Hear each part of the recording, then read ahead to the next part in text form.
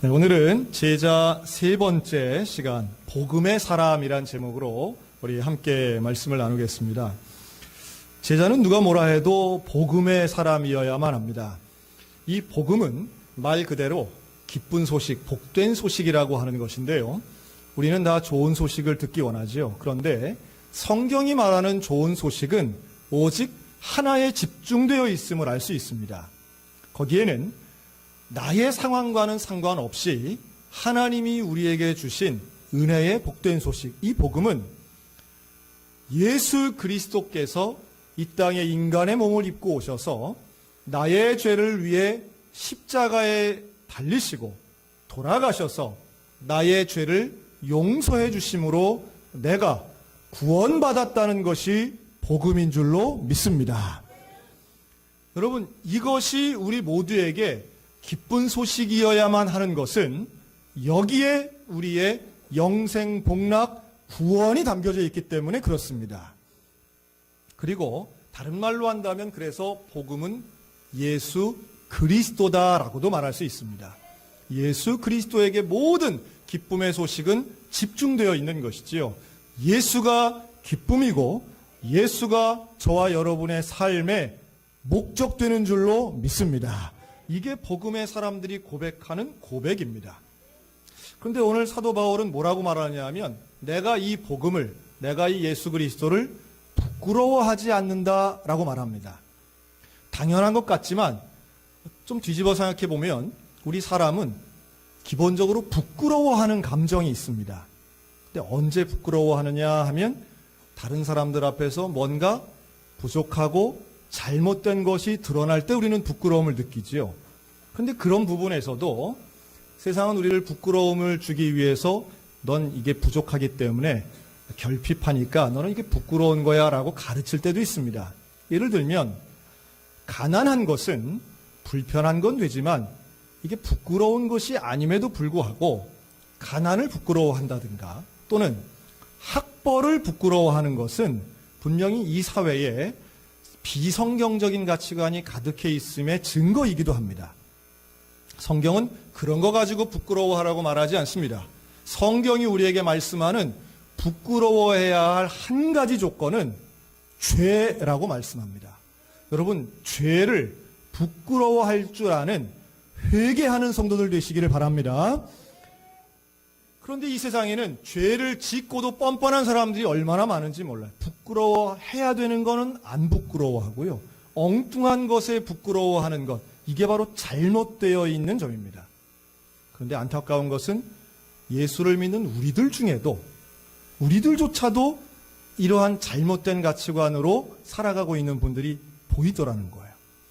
자기의 죄에 대해서는 전혀 부끄러워하지도 않고 관심조차 없으면서 세상적인 가치관에 대해서는 그렇게도 관심을 갖고 그건 좀 없으면 좀 부족하면 큰일 나는 것처럼 여기는 분들도 계시더라는 거죠. 그럼 반대로 부끄러운 거 말고 자랑할 건 또 뭐가 있을까요? 자랑해야 되는 게 있습니다. 사도 바울은 내가 자랑할 것은 오직 하나, 예수 그리스도의 십자가만 자랑한다고 말씀했는데 여러분, 예수 믿는 것은 부끄러운 것인가요? 자랑해야 할 것인가요? 자, 우리 옆 사람하고 예수 믿는 거 자랑합시다. 자랑합시다. 네. 그런데 하여튼 간혹 그런 분들이 계세요. 뭐냐 하면 평생 비밀 신자들이 있습니다. 나의 신자됨을 세상에 알리지 마라. 뭐 이런 분이죠. 그래서 이런 분들은 이런 변명을 되게 됩니다. 너무 예수 믿는 티를 내는 건 그렇게 좋은 일이 아니랍니다. 뉘앙스가 참 묘하죠?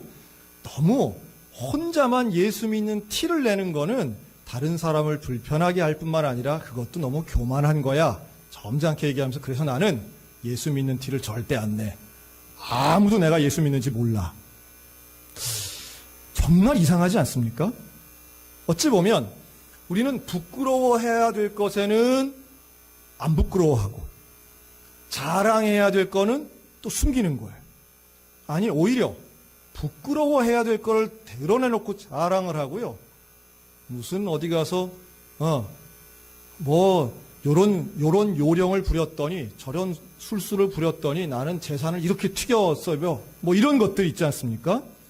누가 봐도 부끄러워해야 되는 것인데 결과가 좋다고 해서 자랑하는 사람들도 있고요. 정말 자랑해야 될 거는 오히려 꼭꼭 감추고 드러내지 않으려고 하는 사람들. 어찌 보면 오늘 말씀하는 이 복음의 능력이라고 하는 것, 복음의 두 가지 특징을 말씀드릴 텐데요. 첫째는 한번 따라할까요? 복음에는 능력이 있습니다. 오늘 말씀하죠. 이 복음은 모든 믿는 자에게 구원을 주시는 하나님의 능력이 됩니다. 라고 말씀하는데 여러분, 복음의 능력이 있다는 뜻이 무엇일까요? 복음엔 과연 어떤 능력이 있습니까? 복음이 우리를 부자로 만들어주는 능력이 있을까요? 아니면 우리를 꼴등에서 1등 만들어주는 능력이 있을까요? 이 복음의 능력이라고 하는 것은 하나님이 원하시는 방향으로 살게 하는 능력인 줄로 믿습니다. 하나님이 원하시는 것이 무엇인가요? 우리가 거룩한 삶을 사는 거예요. 거룩은 구별된다는 의미가 있습니다. 세상과 구별될수록, 세상과 다르게 선택할수록 우리에게는 더 큰 능력이 드러나게 되는 줄로 믿습니다. 이게 바로 복음의 능력이에요. 남들이 어떻게 살건 그게 아니라 우리는 하나님이 원하시는 삶을 살겠다고 선포하고 실천하는 것, 이게 복음의 능력입니다. 그래서 세상을 보고 부러워하는 게 아니라 우리는 다른 것 두려운 게 아니라 오직 한 분 하나님만 두려워해야 될 줄로 믿습니다. 돈이 없어질까봐, 또 권력이 사라질까봐, 관계가 끊어질까봐 이거 두려워서 두려움에 떠는 게 아니라 우리는 하나님이 기뻐하실 만한 일을 하기 위해서 우리는 삶의 결단을 하고 실천을 한다라고 하는 거예요. 그러다 보면 그렇게 열심히 성실하게 정직하게 살다 보면 하나님이 또 특별한 열매와 은총을 주셔서 어떤 위대한 열매나 성취도 이룰 수 있다고 저는 확실히 믿습니다. 그러나 성취와는 상관없이 우리에게 있어서 정말 중요한 것은 거룩한 삶을 살아가는 복음의 능력이 우리 가운데에서 드러나는 것이라고 저는 믿어요. 바울이 그런 사람이죠. 바울은 어느 도시를 가든 복음 전하는 것에 주저하지 않았어요. 사람들이 복음을 전하면 어떤 사람은 그걸 받아들이기도 하고 어떤 사람은 그것 때문에 사도 바울을 죽이려고도 했습니다. 그러나 그것에 상관없이 바울은 내가 부득불 전하지 않고는 견딜 수 없다고 하는 사도들의 고백처럼 사도 바울은 어디를 가든 복음을 증거하는 사람이었고 그의 고백은 나에게 복음은 하나님의 능력이라고 말하고 있는 겁니다. 저는 예수 믿는 티를 낸다는 부정적인 뉘앙스가 어떤 의미인지는 분명히 압니다. 그런 분들이 있습니다. 내가 삶이 그렇게 건전하지가 못해가지고 괜히 내가 예수 믿는다고 하면 하나님 얼굴에 먹칠할까봐 그래서 내가 잘 안 해요. 저는 그 말도 이해 못할 바는 아니라고 생각이 듭니다.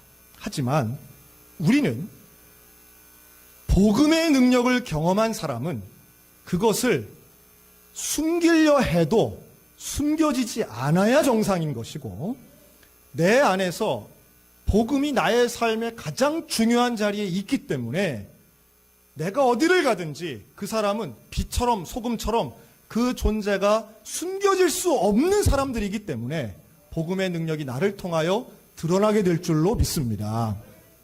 저는 그런 예를 들 때 제가 이제 우리 특별히 청소년들이나 만나면 제가 꼭 그런 거 질문하고 부탁을 합니다. 야, 식사기도 하느냐? 이렇게 물어봐요.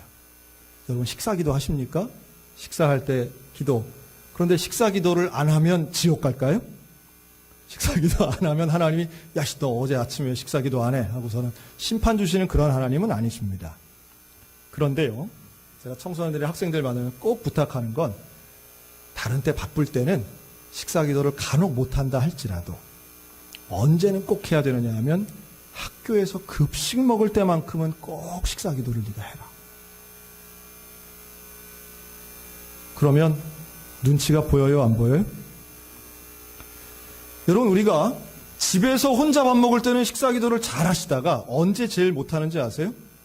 회사에서 구내식당에서 밥 먹을 때, 다른 사람들하고 함께 회식할 때, 아니면 바깥에 외식할 때, 그때 우리 잘 못합니다. 왠지 그때 기도하는 거는 다른 사람을 불편하게 하는 것 같고, 그때 기도하는 것은 왠지 모르게 안 해야 될 것 같은 생각에 그래서 또 안 하면 안 될 것 같으니까 중국집 같은 경우에 가서 아주 신기한 기술을 발휘하시죠. 그 종이 젓가락을 찍 찢으면서 주여 하면서 기도하는 것처럼 또 젓가락을 딱 떼면서 아멘 하면서 띄면서 이제 그걸 기도로 가름하시는 분들이 다른 지방에 좀 있다고 하더라고요.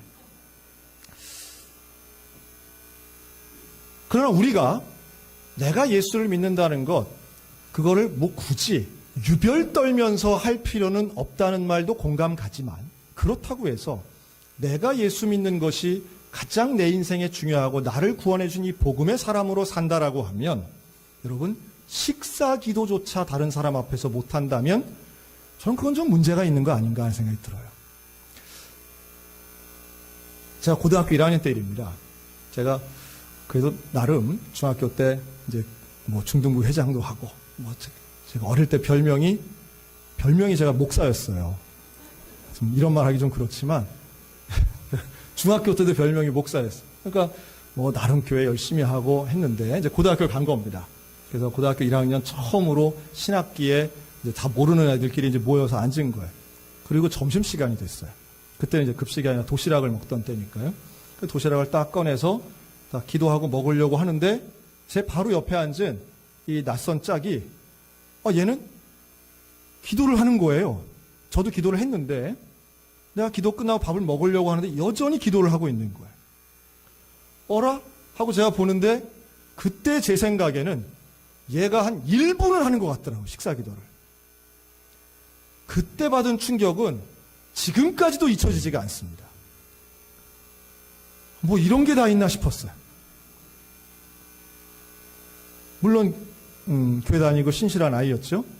그래서 제가 그 다음날은 우리 교회 명예를 걸고 제가 도시락을 놓고 기도를 하기 시작합니다. 기도가 아니죠. 거의 뭐 이제 완전히 뭐 인내하는 거예요. 옆에 보면서 이렇게 하여튼 얘보다 1초는 더 해야 되겠다 하는 생각을 갖고 했어요. 여러분 둘이 앉아서 고등학교 1학년 남학생 둘이 앉아서 도시락을 놓고 30초, 1분 이렇게 기도하는 모습을 한번 생각해 보세요. 한 교실에서 그때만 해도 1교시 끝나고 다 막 도시락 먹고 뭐 그러던 때입니다. 특히 왜 남학생 아이들은 도시락 먹을 때 얼마나 시끄러운지 몰라요. 그런데 두 놈이 앉아서 기도를 하는 거예요. 그 학기가 끝나기 전에 저희 분단이 다 전도가 됐고요. 그 반에서 고등부 회장이 6명이 있었는데 저희가 기독 중창단을 만들었습니다. 기도하는 모습을 보고 아이들의 마음에 어떤 생각이 들었느냐 하면 야, 얘들은 뭐 좀 다른 것 같다. 뭐 나중에 다 똑같지만 그런 생각이 들었다는 거예요. 그리고 각 교회에서 열심히 하던 아이들이 같이 모여서 모임을 만들고 기도 모임 만들었던 기억이 지금도 납니다. 그러던 80년대 이야기니까 가능하겠지라고도 하지만 저는 식사 기도가 별거 아닌 것 같아 보여도요. 기도하는 모습을 바라보는 사람들 입장에서는 그것만으로도 세상과 구별되는 것이 어떻다는 것에 충격도 줄 수 있다는 거 여러분 잊지 않으셨으면 좋겠어요. 우리의 신앙이 복음이 그렇게 허약하지 않습니다. 복음의 능력이 있어서 복음은 사람의 생명을 구하는 거예요. 예수 그리스도의 그 이름은 세상을 구원하고 인류를 구원하는데 우리가 복음의 사람으로서 복음을 전하는 자가 되면 우리를 통하여 드러나는 그 거룩의 힘, 거룩의 능력 지금 이 시간에도 사라지지 않은 줄로 믿습니다. 제가 식사 기도를 예를 들었지만 다른 거 마찬가지예요. 여러분 성경을 읽는다는 거 무시하지 않으셨으면 좋겠어요. 시간을 정해놓고 기도하는 것 이렇게 유치한 일이 아닙니다. 하나님 앞에 기도하고 예배드리는 것 이게 어떻게 무시당할 만한 일이 되겠습니까? 예배당을 나가는 것은 부끄러운 일이 아닙니다. 우리가 예수를 믿는 것, 복음을 전하는 것 이것은 하나님이 저와 여러분에게 약속하신 능력되는 줄로 믿습니다. 그래서 복음의 사람은 이걸 자랑해야 되는 거예요. 복음은 우리의 자랑인 거예요. 예수 그리스도는 우리가 알려야 되는 것이고 하지 말라고 해도 알려야 되는 우리 인생의 가장 존귀한 이름 예수 그리스도인 줄로 믿습니다. 자, 복음의 두 번째 특징 따라할까요? 복음은 기쁨 기쁨입니다. 복음은 기쁨이에요. 복음은 우리를 행복하게 만듭니다. 빌립보 감옥에 갇힌 바울과 실라가 기쁘게 찬송할 수 있었던 이유는 그들이 복음을 경험한 사람들이었기 때문에 그래요. 그리고 가서 간수의 집에 가서 그들에게 세례를 주고 함께 음식을 나눠 먹을 때 그들에게 큰 기쁨이 임했다고 그랬어요. 여러분, 복음을 경험하면 세상이 줄 수 없는 기쁨을 누리게 될 줄로 믿습니다. 우리가요, 이런 질문을 할 때가 있어요. 하나님을 만난다는 게 뭡니까? 이런 거 질문을 할 때가 있습니다. 여러분, 저는 여기는 우리 모두가 하나님 만나셨으면 좋겠어요. 그런데 이 하나님 만난다는 것이 우리의 감정이나 기분하고는 뭐 같을 수도 있지만, 뭐 감정이 막 북받치거나 눈물이 나거나 막 즐겁거나 이럴 수도 있지만, 감정이나 기분이 전혀 흔들리지 않아도 얼마든지 하나님을 만날 수 있습니다. 이 어떤 찬양을 하면서 감정이 올라오는 거, 그거는 일반 가요도 가능해요. 가요 무대 보면서 여러분 눈물 날 때 있어요? 있잖아요. 어머니 뭐 노래하면 울잖아요. 세상 노래도 우리를 감동시킬 수 있어요. 감정이 하나님을 만나게 되는 게 아닙니다. 하나님을 만난다는 것은 두 가지의 특징이 있어요. 첫째는 방법은 하나고 특징은 두 가지인데, 방법은 뭐냐? 오늘 말씀에 있는 거예요. 오직 의인은 뭐로 산대요? 믿음으로 말미암아 산다는 거예요. 하나님을 만나는 방법은 오직 하나, 믿음밖에는 없습니다. 믿음으로 만나는 거예요. 그런데 뭘 믿느냐? 첫째는 하나님이 계신 것이 믿어지는 거예요. 하나님이 계신 것. 이것은 종교적인 이야기입니다. 소위 말해 우리가 생각하는 초자연적인 어떤 존재가 믿어진다. 이런 분들 많아요. 그게 믿어지는 거예요. 그거는 어떤 논리적으로 설명할 수는 없지만 나는 초자연적인 게 믿어진다. 하나님이 계신 거는 인정합니다. 이런 분들은 거의 대부분이라고 저는 봅니다. 그런데 두 번째가 중요해요. 복음의 사람이 믿는 것은 하나님이 계신 것뿐 아니라 정말 중요한 것은 하나님이신 예수 그리스도가 나의 죄 때문에 이 땅에 오셔서 십자가에 달려 돌아가셨는데 그것이 나의 죄 때문이라는 거예요. 그리고 그 예수님의 희생 때문에 내가 죄로부터 용서함 받아 구원받았다는 게 믿어지는 것입니다. 여러분, 이게 믿어지십니까? 이거 믿어지는 것이 하나님을 만났습니다 라고 말하는 것과 거의 비슷한 의미예요. 이게 믿어지지 않으면 하나님을 만날 수 없는 거예요. 이게 믿어지는 것은 기적 중에 기적인 거예요. 은혜 중에 은혜인 거예요. 그런데 이것은 내가 노력한다고 믿어지는 것만은 아니에요. 그래서 어떤 분은 예배당을 10년, 20년 나와도 이게 안 믿어지는 거예요. 그저 믿는 척 하시는 분들이 계세요. 믿는 척은 해요. 그런데 실제로는 한 번도 믿지 않은 사람들이 있어요. 이걸 믿지 않으니까, 이게 믿어지지 않으니까 왜 내 인생의 주인이 예수 그리스도인지를 고백하지 못하는 거예요. 근데 이게 믿어지기만 하면, 십자가의 구속의 은혜가 믿어지기만 하면 인생이 달라지는 줄로 확실히 믿습니다. 그러니까 여러분, 기도할 때에 하나님 앞에 믿음을 달라고 기도하셔야 됩니다. 그러니까 내 의지적 믿음이 아닌 하나님이 주시는 믿음이 분명히 있어야 되고요. 그 믿음은 다른 거 믿는 게 아니에요. 내가 부자 될 걸 믿는다, 내가 건강할 걸, 그게 아니에요. 내가 믿는 것은 오직 하나, 예수 그리스도를 믿는 거예요. 그 예수 그리스도가 나의 죄를 대속하시고 내가 구원받았다는 이 텍스트, 이 놀라운 복음, 여러분, 이게 믿어지는 것, 기적 중에 기적입니다. 여러분, 이게 안 믿어지니까 공산주의자, 유물론자들은 종교는 아편이다, 이렇게 얘기하는 거예요.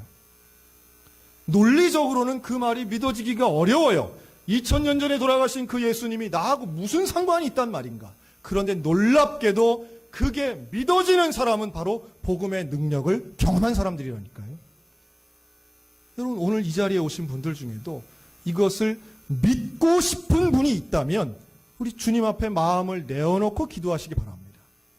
그리고 이것을 믿는, 이 복음을 믿는 사람들의 공통점은 바로 회개와 변화입니다. 회개하는 거예요. 나의 죄를 내어놓는 거예요. 원래 내가 죽었어야 할 나의 죄를 회개하는 거예요. 그리고 변화하는 거예요. 이제는 내가 예수 믿는 사람답게 살겠다라고 변화하고, 그 변화한 사람은 그렇기 때문에 늘 기쁨의 삶을 사는 겁니다. 이게 복음의 핵심이에요. 이것을 위해서 우리가 성경학교도 하고 수련회도 하는 거 아닙니까? 저는 우리 아이들에게 수련회 할 때마다 제가 기도하는 건 한 가지뿐입니다. 우리 자녀들이, 우리 청소년들이 바로 이 예수 그리스도를 만나게 해달라고, 죄의 고백을 하고 예수 그리스도가 믿어지게 해달라고 하나님 앞에 그렇게 기도하는 거예요. 그러면 수련회가 끝나고 아이들이 하는 고백 중에 가장 귀한 고백은요, 뭐 저의 꿈을 찾았어요, 비전을 발견했어요, 이게 아니에요. 그게 아니고, 제가 들어본 그 소감과 고백 중에 가장 위대한 고백은 중학교 3학년짜리가 했던 놀라운 고백이 있습니다. 목사님, 이제 나의 삶은 예수님 한 분이면 충분합니다. 예수님 한 분이면 충분한 거예요. 여러분, 혹간 조금 비판적인 눈으로 보실 때 이렇게 말할 수도 있습니다. 야, 학생이 공부해야지 무슨 예수님 한 분이면 충분해. 그 뭐 예수만 찾으면 뭐 다 되나? 예수님 한 분의 가치를 가지고, 복음의 능력을 가지고 사는 사람이 성실한 삶을 살겠습니까? 불성실한 삶을 살겠습니까? 당연히 성령의 열매를 맺으며 인격이 훌륭해지고, 예수를 믿는다는 건 내 안에 예수 그리스도로 찬다는 것이고, 복음으로 찬다는 것이고, 죄의 유혹에 빠지지 않는다는 것이고, 거룩한 삶을 산다는 것은 성경에 나오는 가치대로 살면, 그가 간혹 뭐 전교 1등이나 재벌은 혹시 못 될지 모르겠지만, 스티브 잡스가 안 될진 모르겠지만, 제가 확신하는 것은 망하는 인생이 아니라 복된 인생 살 줄로 확신합니다. 저는 우리의 자녀들이 그랬으면 좋겠어요. 우리의 인생의 멘토가 스티브 잡스가 되어서는 안 되는 거예요. 왜 우리의 인생의 멘토를 자본주의에서 찾냐는 거예요. 우리의 삶의 멘토는 예수 그리스도가 되어야 될 줄로 믿습니다. 예수님처럼 살아야 되고 성경의 가치 따라 살아가겠다라고 하는 그런 결단이 우리의 자녀들 속에서 나오기를 원하고, 여기 있는 저와 여러분들이 바로 복음의 사람으로 살겠습니다. 나 그렇게 살겠습니다. 복음이면 충분합니다. 복음 따라 살겠습니다. 예수님 따라 살겠습니다. 여러분, 그런 예수 그리스도의 제자가 되었으면 좋겠어요. 그러면 우리 삶이 온전한 기쁨으로 충만해질 줄로 저는 확신합니다. 세상이 줄 수 없는 기쁨, 복음 가운데 있습니다. 예수님 안에는 분명히 있어요. 그 예수님 앞에 여러분 믿음을 달라고, 오직 의인은 믿음으로 말미암아 산다고 했는데, 그 믿음 달라고 기도하시고, 우리 하나님 만나기 위해서 애쓰고 노력하고 최선을 다해서 기도의 자리, 예배의 자리, 말씀의 자리 정말 빠지지 않고 하나님 앞에 매어 달리면 복음의 능력, 복음의 기쁨이 저와 여러분의 일상 가운데 충만하게 될 줄로 확신합니다. 여러분, 그 증거를 제가 오늘 보여드리려고, 그 증거가 있습니다. 여러분, 오늘이 무슨 날이에요? 우리 교회 창립 기념주일입니다. 몇 주년이에요? 64주년. 물론 어떤 의미에서는 우리 교회, 우리나라에서 벌써 100년이 넘은 교회가 많기 때문에 뭐 길면 길고 짧으면 짧은 그런 기간입니다. 그런데 우리 교회가 어떻게 시작된지 다 아시죠? 1953년도입니다. 춘천 중앙성결교회 다니시던 홍순우 전도사님, 그때 당시 신학생이었어요. 서울신학대학을 다니던 신학생이 바로 이 기와골 동네에서 교회 다니기가 조금 멀다, 뭐 이런 분들이 계셨어요.